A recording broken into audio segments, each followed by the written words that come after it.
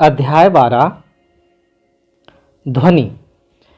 सही विकल्प का चयन कीजिए। ध्वनि की प्रबलता निर्भर करती है किस पर? आयाम पर। ऑप्शन नंबर स सही है। ध्वनि का तारत्व निर्भर करता है किस पर? आवृत्ति पर। ऑप्शन नंबर ब सही है। निम्नलिखित में से किस माध्यम में ध्वनि की चाल अधिकतम होगी? इनमें से किसमें अधिकतम होगी? स्टील में अधिकतम होगी। रिक्त स्थानों की पूर्ति कीजिए। ध्वनि विभिन्न वस्तुओं के खलिस्तान करने के कारण उत्पन्न होती है। किसके कारण? कंपन के कारण, कंपन करने के कारण उत्पन्न होती है। फिर आगे आया, ध्वनि किसी द्रव्यात्मक माध्यम में खलिस्तान तरंगों के रूप में संचरित होती है। अनुदैर्ध्य तरंगों के रूप में संचरित होती है।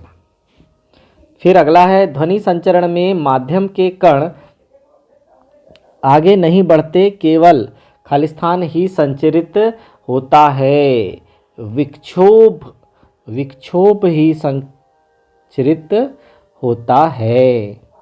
विक्षोभ संचरित होता है। अगला है, ध्वनि तरंगे खालिस्तान तरंगे हैं। तो फिर से आया, ध्वनि तरंगे अनुदैर्ध्य तरंगे हैं। अनुदैर्ध्य तरंगे हैं। 5वां नंबर है, ध्वनि संचरण के लिए खालिस्तान की आवश्यकता होती है, माध्यम की आवश्यकता होती है। फिर आगे आया, वह तरंग जिसमें माध्यम के कण अपनी माध्य स्थिति पर तरंग संचरण की दिशा के लंबवत गति करते हैं, खालिस्तान तरंग कहलाती है। अनुप्रस्थ तरंग कहलाती है। अनुप्रस्थ तरंग कहलाती है। फिर अगला है, एकांक समय में दोलनों की कुल संख्या ध्वनि तरंग की खालिस्तान कहलाती है, आवृत्ति कहलाती है। यहाँ आ जाएगा आवृत्ति। आगे आया, एक वाक्य में उत्तर दीजिए। हमारे मस्तिष्क में ध्वनि की संवेदना कितने समय तक बनी रहती है?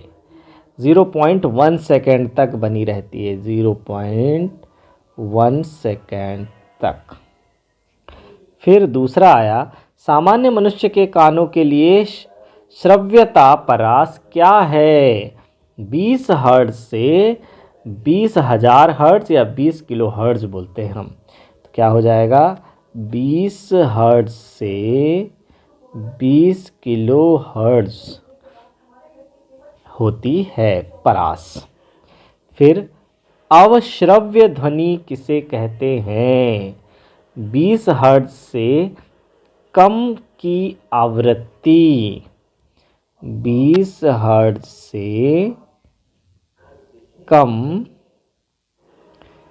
की आवृत्ति। फिर आगे आया, पराश्रव्य ध्वनि किसे कहते हैं? पराश्रव्य ध्वनि 20 किलोहर्ट्ज से अधिक आवृत्ति की तरंग को बोलते हैं। किसको बोलेंगे? 20 किलोहर्ट्ज से अधिक आवृत्ति की तरंगों को हम बोलेंगे पराश्रव्य तरंगें। अत्यंत धीमी साउंड वाली जो होती हैं, जिन्हें हम सुन नहीं सकते, वे पराश्रव्य कहलाती हैं।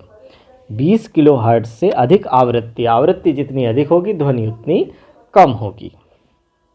आगे आएगा, अल्ट्रासोनोग्राफी के लिए किन तरंगों का उपयोग किया जाता है? पराश्रव्य तरंगों का उपयोग किया जाता है। तो यहाँ आ जाएगा पराश्रव्य।